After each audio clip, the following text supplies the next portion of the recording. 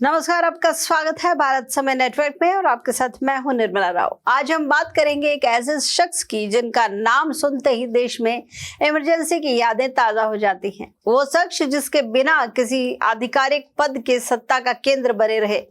जी हाँ, हम बात कर रहे हैं संजय गांधी की। लेकिन आज की इस विशेष रिपोर्ट में हम एक और रहस्यमय किरदार का भी जिक्र करेंगे, रुखसाना सुल्ताना। आखिर कौन थी ये महिला जिनका संबंध संजय गांधी के साथ आज तक एक रहस्य बना हुआ है। आइए जानते हैं कैसे परवान चढ़ी संजय गांधी और रुखसाना सुल्ताना की एक काली कहानी।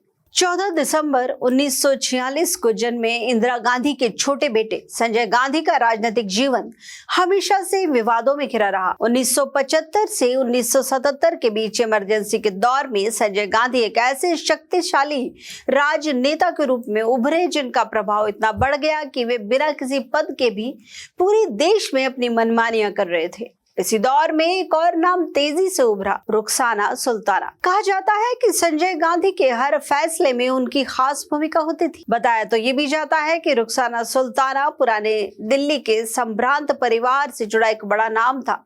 वो एक समाज सेविका थी और एक समय पर दिल्ली के हाई प्रोफाइल सर्कल्स का जरूरी हिस्सा थी। लेकिन इमरजेंसी के दौरान उनकी पहचान सिर्फ समाज सेविका तक सीमित नहीं रही। वे संजय गांधी की सबसे करीबी सहयोगी बन गई और उनकी शक्ति इतनी बढ़ गई कि लोग उनसे डरने लगे थे। संजय गांधी और रुखसाना सुल्ताना के बीच का रिश्ता कभी खुलकर सामने नहीं आया, लेकिन ये साफ था कि रुखसाना सुल्ताना का प्रभाव सिर्फ उनके निजी जीवन तक ही सीमित नहीं था। वे राजनीतिक फैसलों में भी दखलंदाजी करती थी और संजय गांधी के सर्कल का अहम हिस्सा बन चुकी थी।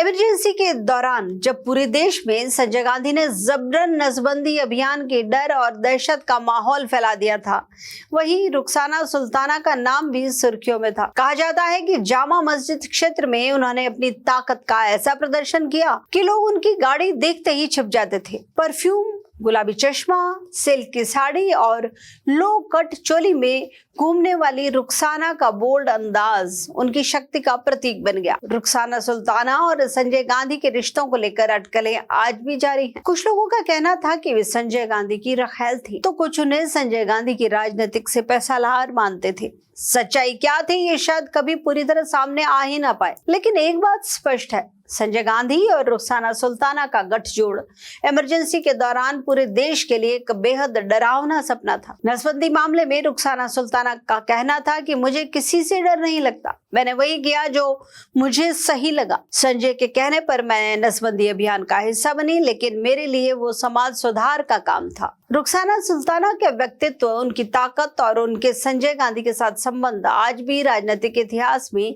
चर्चा का विषय बने हुए हैं। तो ये थी संजय गांधी और रुखसाना सुल्ताना के संबंधों की एक झलक। इमरजेंसी के दौरान उनके गठजोड़ ने कई लोगों की जिंदगी को प्रभावित किया। भले ही इमरजेंसी का वो काला अध्याय खत्म हो गया हो, लेकिन उस दौर की कहानियां और सवालात आज भी जिंदा हैं। आपको क्या लगता है, रुखसाना सिर्फ संजय गांधी की सहयोगी थी या उनके निजी जीवन का भी हिस्सा थी? अपनी राय हमें कमेंट सेक्शन में जरूर लिखिए। फिलहाल के लिए इतना ही। ऐसी अन्य रोचक जानकारियों के लिए आप जुड़े रहिए भारत समय नेटवर्क के साथ। नमस्कार।